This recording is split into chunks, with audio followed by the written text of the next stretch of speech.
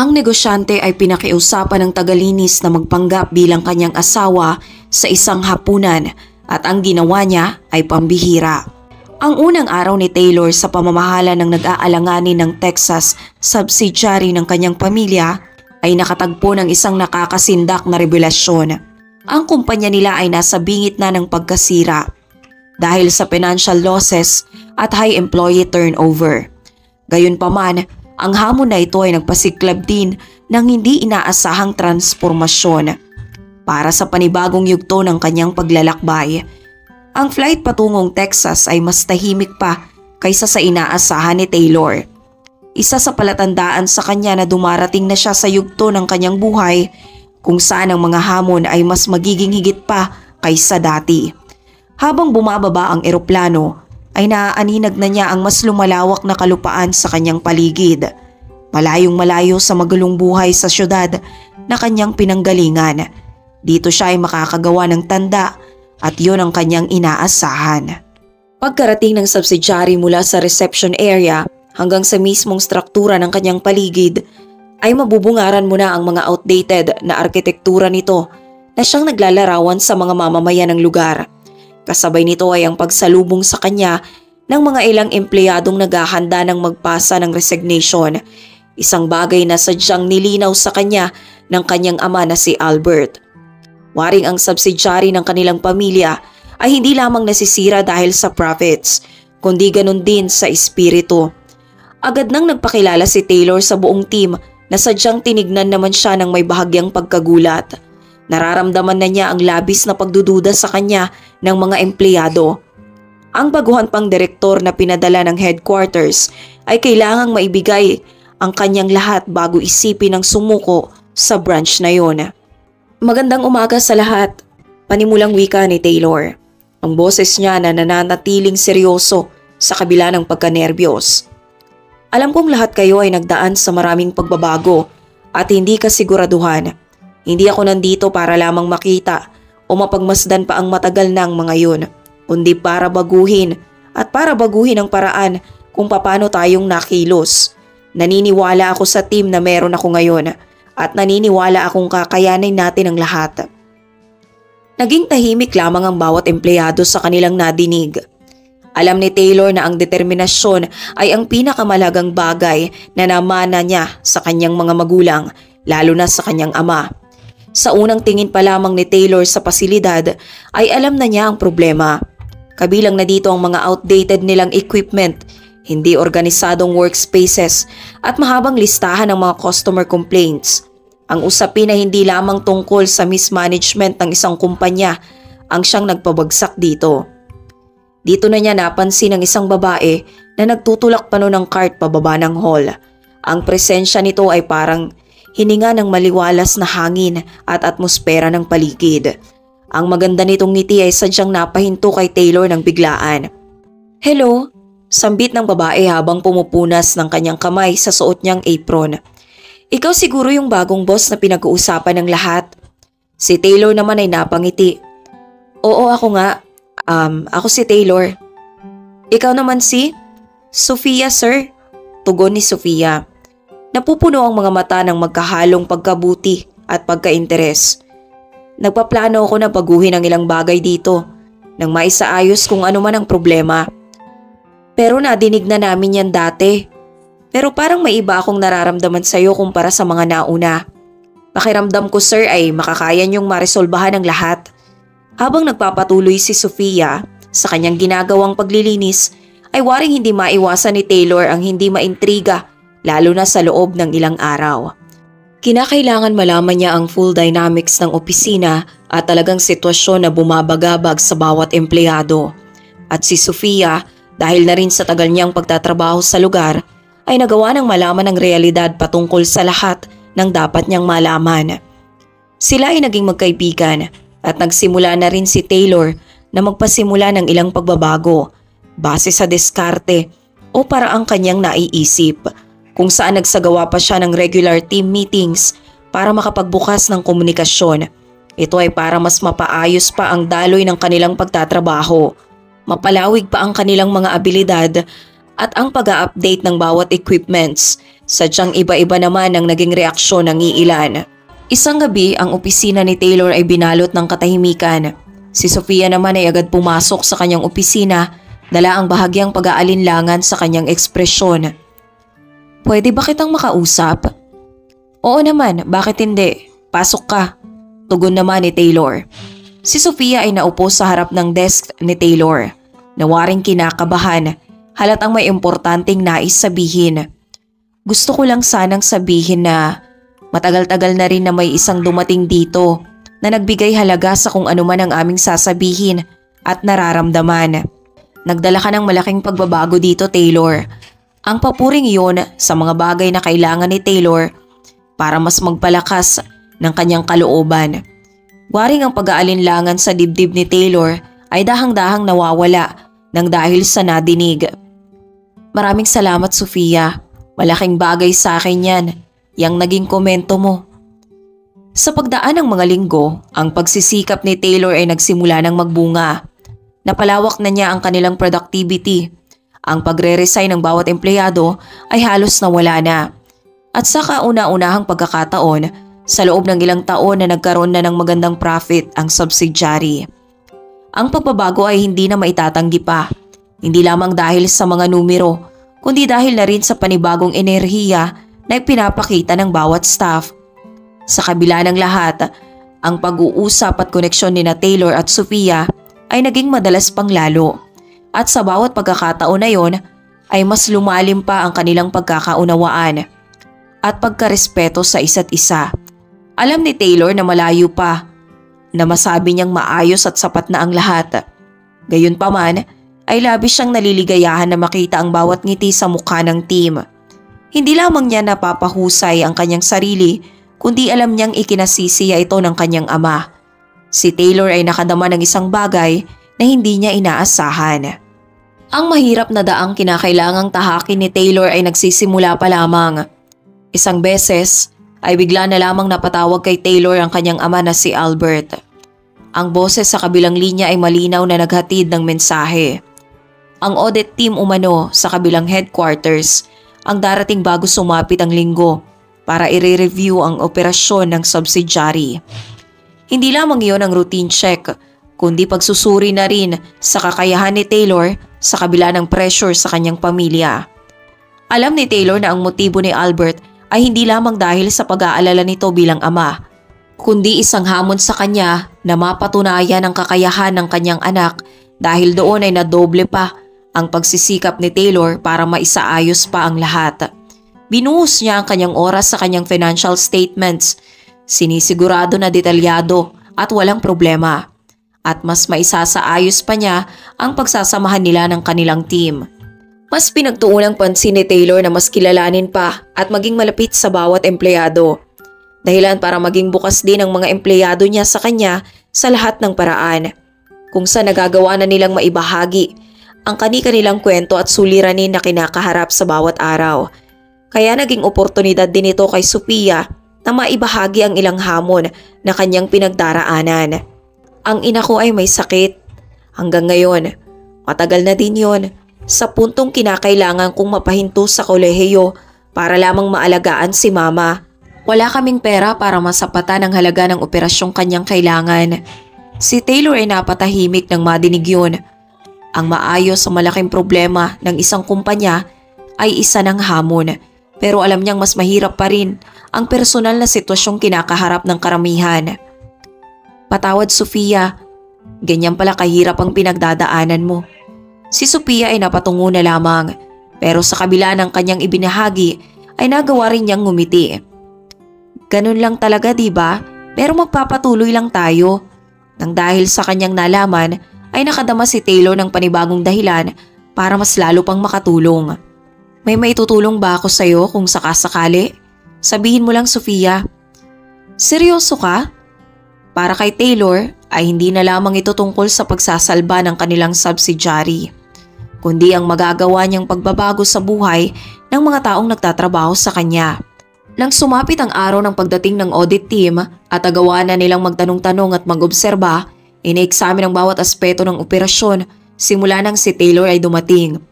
Inikot din naman sila ni Taylor sa buong pasilidad habang pinapaliwanag ang mga pagbabago at pagpapahusay pa na kanyang nagawa simula nang siya ay mamahala. May kumpiyansang nagsasalita si Taylor sa kanila, dala na rin ang suportang ipinadadama sa kanya ng kanyang team na mas lalo pang nagpapalakas ng kanyang loob. Madami ka nang nagawa sa saglit mo pa lamang na pamamahala, Mr. Taylor. Nakakamangha. Biglang tugon ay napangiti naman si Taylor dahil sa pagiging positibo ng lahat. Ang kaginhawaang nadadama niya sa kanyang team ay hindi niya maitatanggi. Hinayaan naman ng mga auditor si Taylor na ipatawag ang lahat sa kanyang main office. Malaki ang naging pasasalamat ni Taylor sa lahat. Labis niyang pinahahalagahan ang kanilang napagtagumpayan ng magkakasama. Sa sumunod pang mga araw ng pag-audit ay nagpatuloy lamang ang dedikasyon at pagkilos ng lahat sa loob ng subsidiary. Si Taylor ay nagbigay tuon sa pagsasaayos ng lahat, hindi lamang para mapatunayan ang sarili niya sa kanyang ama, kundi para mas mapatibay pa ang buong pagtitiwala sa kanya ng kanyang team. Hanggang sa wakas ay dumating na rin ang tawag, indikasyon na tapos na ang pag-audit at naging matagumpay nga ang lahat ng subsidiary ay nakapasa ng may rekomendasyon. Si Taylor ay agad napuri ng kanyang ama. "Hinahangaan kita, anak. Ipagpatuloy mo lang," sambit ni Albert. Higit pa rito sa inaakala ni Taylor ang mangyayari, kung saan nakadama siya ng pagbabago sa atmosfera ng paligid. Ang pagiging matagumpay ng audit ay naglaan sa kanya ng team ng bagong kumpiyansa. Hindi lamang sila ang mga empleyado ayon sa kanilang pakiwari, kundi mga partners na at nagkakatulungan sa anumang klase ng problema. Para naman kay Sofia, ang istorya niya ay nananatili pa rin sa puso at isipan ni Taylor. Nalabis ang papahanga sa lakas at pagsisikap niya na kayang ilaan para lamang sa kumpanya at para mapatnubayan ang pangangailangan ng kanyang ina. Ang kanilang pagkakaibigan ay mas lalo pang nagtibay higit pa sa kanilang inaakala. Mahalaga ang inilaang posisyon ni Albert sa kanyang anak. Para masaayos ito, ang lahat ay nakipag-meeting kay Mr. Allison.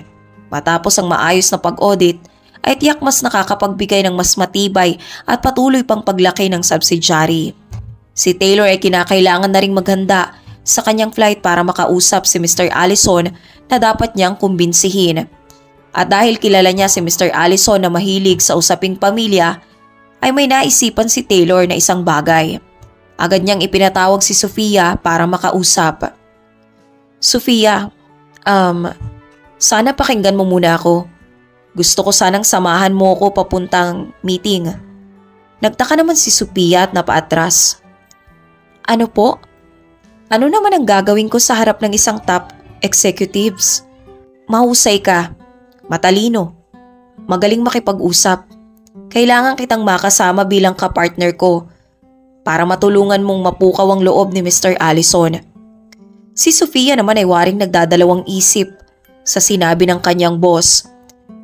"Ibig sabihin mo ba, sir, ay magpapanggap ako na partner mo kahit tagalinis lang ako? Sigurado ka po ba?"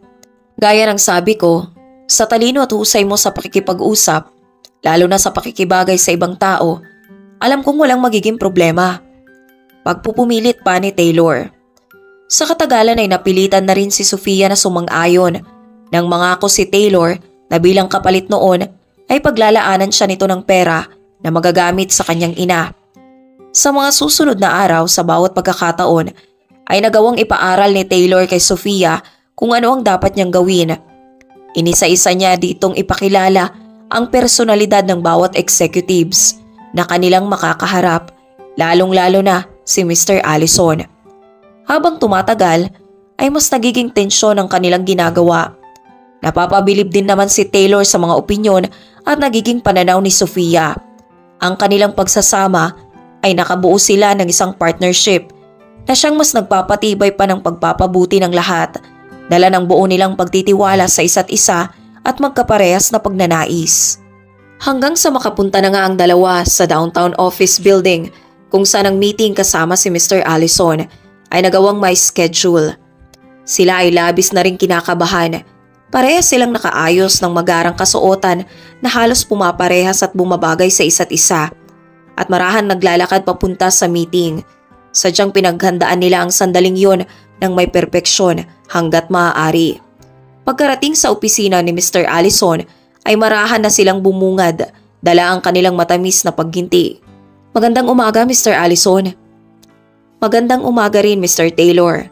Sino naman yang kasama mo?" "Sophia Larson po." "Sir, pinapakilala ko naman si Sophia." Si Mr. Allison ay napatingin na lamang sa maayos at presentableng ayos ng dalawa. Nagawa ring makipagkamay ng dalawa sa kanilang ka-meeting, dahilan para mas madama ni Mr. Allison ang malambot na kamay ni Sophia. Silang dalawa ay nagawang imbitahan na maupo sa conference table, kung saan ang initial na minuto ng meeting ay sadyang naging seryoso, lalo na sa presensya ni Mr. Allison. Ang bawat mabusising pagtatanong na kinaharap ni Taylor ay labis naman niyang pinaghandaan, kaya't nagawa niya itong malampasan ng walang problema. Ilang oras din ang inilaan niya para sa sandaling iyon, wag lamang maging komplikado para sa kanila ni Sophia. Ang lagay ng sitwasyon ay bigla na lamang, gaya ng inaasahan ni Taylor, ay nagawang mabago ni Sophia ang daloy ng kanilang pag-uusap sa paraang higit pa sa kanyang inaakala, nang banggitin ni Mr. Allison sa lahat ang patungkol sa market fluctuations at ang paghahanda ng subsidiaries na makibagay. Ay nagawang tumugon ni Sophia ng marahan ang datos na dinadala, at ang sariling kaunawaan ni Sophia ay nakapagbigay ng magandang komentaryo sa market trends at customer behavior. Ang input na binitawan ni Sophia ang hindi lamang importante, kundi ang nagbigay lantad din sa tunay na kalagayan ng kanilang industriya, na higit pa sa kanyang official role. "Magandang perspective, Miss Larson," sambit ni Mr. Allison na labis na pahanga sa husay at karunungang dinadala ni Sophia. "Anong background mo, Miss Larson?" "Economics, sir. Ang daang tinahak ko po ay isang practical detour. Ang pundasyon po ng aking akademya ay malalim na pagkakaunawa sa dynamics ng market." Pagpapaliwanag ni Sophia ng kalmado at may kumpiyansa. Sa katagal ng meeting, ang role ni Sophia ay mas naging sentro ng bawat konbersasyon. Sa kaligitnaan ng bawat may estratehiyong objection ni Taylor at kritikal na pagpupunto ni Mr. Allison, ang mga magagandang pahayag at komento ni Sophia sa kanilang pag-uusap ay mas nagpalambot sa initial na paghusga ni Mr. Allison. Ang atmosfera ng kwarto ay marahan ng nawawalan ng tensyon na siyang nangibabaw sa kanila kanina. Si Taylor at Sophia naman ay nagtulungan sa puntong hindi mo malalaman kung sila ba ay magkatrabaho o magkapareha sa bawat aspeto. Sa kasagsagan ng meeting ay hindi mawari ni Mr. Allison ang kanyang kasiyahan sa kinalabasan ng kanilang naging pag-uusap. Siya ay napangiti na lamang sa pagsasalita. "Sadyang pagtutuunan ko ng pansin ang bawat detalye ng inyong proposal." Si Taylor at Sophia ay naligayahan ng sobra. Nagpaalam na sila kay Mr. Allison, sabay alis na ng gusali. Ang bigat ng tensyon na naranasan nila sa pagsisimula ng meeting ay napalitan na ngayon ng pagkapayapa at kaginhawaan.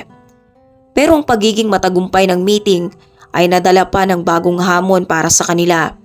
Pagbalik nila sa opisina ay nagsimula ng maging bulong-bulungan sina Taylor at Sophia, kung saan hindi na rin maitanggi ng iba ang nakikita nilang chemistry sa dalawa at kung papanong sila ay talagang nababagay.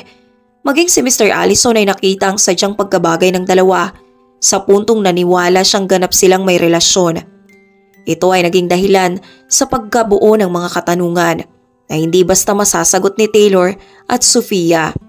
Kaya naman sa nakalipas na araw, kasabay ng pag-uusap ng dalawa may kinalaman sa meeting na kanilang napagtagumpayan, ay nagawa din nilang pag-usapan ang iniisip ng iba may kinalaman sa kanila. Ang waring profesional nilang naging lakad ay unti-unti nang nagiging malabo para sa iba. Nang dahil sa pagbubulungan may kinalaman sa kanila, ay mas lalo pang naging malalim ang respeto at kaunawaan nila sa isa't isa, na nagsimula sa isang kritikal na meeting na hindi nila inaasahang hahantong sa magandang resulta. Isang araw sa opisina ni Mr. Allison, ang atmosfera ng paligid ay sadyang nag-iba.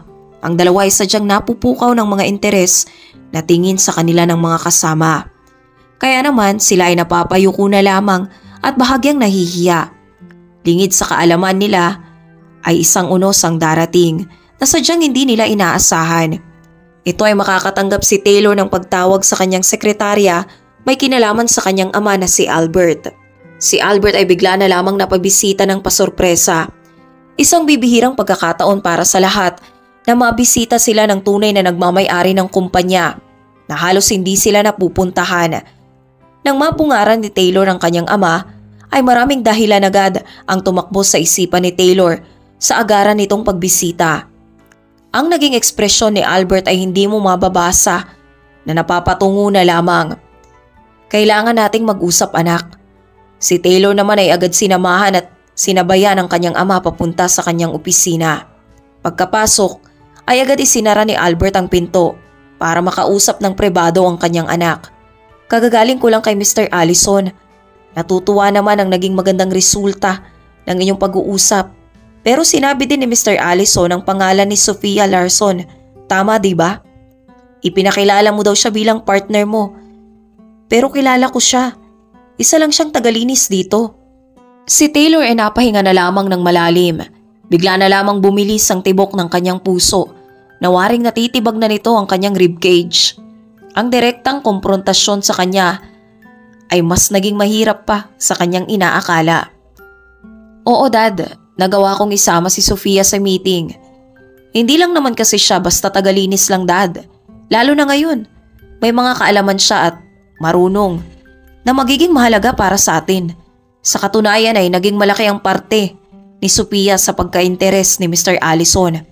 Si Albert naman ay hindi makapaniwala sa kanyang nadidinig at waring naiirita. Alam mo bang inilagay mo sa alanganin ng isang importanteng negosasyon sa ginawa mong pag-iimbita sa isang tagalinis? Totoo na naging maayos ang lahat, pero papaano kung hindi? Naisip mo ba yun? Nag-iisip ka ba? Pahayag ni Albert sa kanyang anak sa seryosong tono ng boses. Si Taylor naman ay hindi makapagsalita at hindi makapagkatwiran. Akala mo ba na ang meeting na yun ay para ma-impress lamang si Mr. Allison? Ginagawa mong laro-laro ang isang negosyo na iniangat ako papataas mula sa lupa. Ang opisina noon ay sadyang napuno ng tensyon. Sa mahabang panahon ay nagawang tiisin ni Taylor ang kritisismo ng kanyang ama at ang mataas na ekspektasyon nitong hinahanap sa kanya, pero sadyang naging iba ang pagkakataon na yon. Hindi paglalaro yun, Dad. Ako yun na gumagawa lamang ng dapat kong tungkulin. Gumagawa ng mga desisyon na sa tingin niya ay makakabuti sa kumpanya. Si Sofia ang nakatulong sa akin ng malaki para mapunta sa maayos na resulta ang meeting na yon na inaakala kong ikakatuwa mo. Inaasahan mo bang matutuwa ako? Ganon? Gumagawa ka ng pangiinsulto sa professional standards na iniingatan natin. Dad, hindi pangiinsulto yon. Siguro ito na ang tamang panahon para baguhin natin ang standards na meron tayo. Ang alam kong kailangan ng kumpanyang ito ay makabagong ideolohiya. Seryosong tugon ni Taylor. Napupuno ng emosyon ang bawat salitang lumalabas sa kanyang bibig. Ano naman ang meron sa inyo ng babaeng yun? Higit pa ba yun sa pakikipagnegosyo lang? Ang usapan ay bigla na lamang naging personal. Si Sofia ay aking kaibigan at oo, importante siya sa akin. Pero kung ano man ang meron kami ngayon, may relasyon man kami o wala, ay hindi yan ang punto ng ating pinag-uusapan ngayon, Dad. Ang mahalaga ay ang naiambag niya sa kumpanyang ito na halos bumagsak na kung hindi dahil sa pagsisikap naming dalawa. At yan ay hindi nyo maitatanggi. Ang paligid ay biglang naging tahimik matapos ang sinabing iyon ni Taylor. Si Albert ay napailing na lamang at mukhang wala ring magagawa. Mukhang tumitindig ka talaga para sa kanya matapos ang lahat ng ito. Oo naman, Dad, dahil naniniwala akong tama at walang mali sa ginagawa namin. At inaasahan ko sanang pagkakatiwalaan niyo ako, Dad. Sana kahit na kaunti lang ay magtiwala kayo sa akin. Si Albert ay napatingin na lamang sa kanyang anak kung saan nakikita rin niya ang kanyang sarili dati. Mukhang gaya niya ay nagawa niyang makapagpalaki ng isang anak na may tunay na paninindigan. Isang tunay na lalaking dapat niyang ipagmalaki.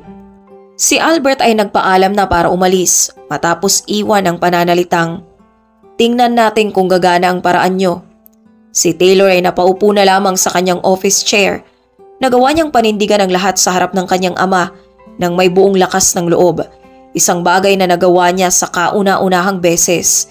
Isang komprontasyon na hindi niya inaakalang mangyayari. Pinayapa muna ni Taylor ang kanyang isip habang nakaupo. Inalala ang matagal na panahong pagsusumikap niya sa lahat para lamang maging mataas siya sa paningin ng kanyang ama. Matapos ang mainit na pag-uusap ng mag-ama, ay naging magaan na ng sobra ang kalooban ni Taylor. Sa tinagal-tagalang panahon na ngayon lamang niya nagawang makapagbitaw ng ganong pananalita sa kanyang ama para sa tamang pangangatwiran, kung saan nagawa niyang idepensa ang kanyang sarili sa mga bagay na alam niyang tama. Makalipas ang ilang araw ay naging matunog pang lalo ang pagbubulungan may kinalaman kay Taylor at Sofia, na nalaman na rin ang nangyari. Si Albert ay naghintay lamang ng isang buwan bago magbalik sa kumpanya na pinamamahalaan ngayon ng kanyang anak at pakikipag-ugnayan ito sa kanyang kanegosyo na si Mr. Allison. Pumunta siya dito ng may mataas na ekspektasyon at ito naman ang kanyang nakuha, kung saan gaya ng sinabi ni Taylor ay mas tumaas pa at mas napabuti pa ang kumpanya.